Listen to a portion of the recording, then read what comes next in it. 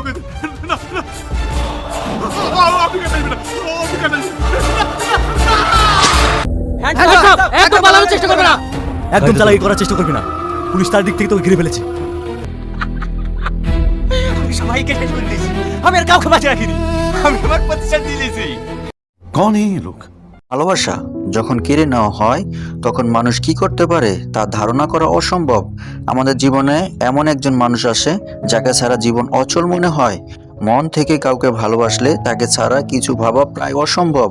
কিন্তু যখন সেই মানুষটাকে কেউ পৃথিবী থেকে সরিয়ে দেয়, রাগ তখন মানুষকে অন্ধ করে দেয়। একটার পর একটা খুন হতে থাকে, পুলিশ কিছুতেই খুনিকে ধরতে পারে না। অবশেষে পুলিশ সুপার এমন এক চাল দেয় যাতে আসল খুনি নিজেই সামনে চলে আসে।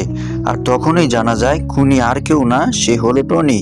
জিজ্ঞাসাবাদে টনি বলে, আমি খুনি হওয়ার আগে একজন ভালো ছেলে ছিলাম যে তার মাকে বাঁচাতে চেয়েছিল। মায়ের অপারেশনের জন্য টাকা জোগাড় করতে গিয়ে সে পড়ে যায় পুলিশের হাতে।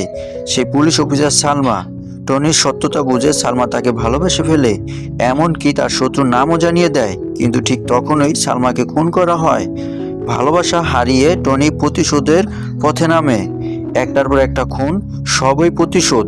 কিন্তু প্রশ্ন একটাই, প্রতিশোধ নিলেই কি অপরাধ মাফ হয়ে যায়? টনি কি জেলে যাবে, নাকি পুলিশ সুপার টনিকে ছেড়ে দেবে? জানতে চোখ রাখুন পরবর্তী পর্বে।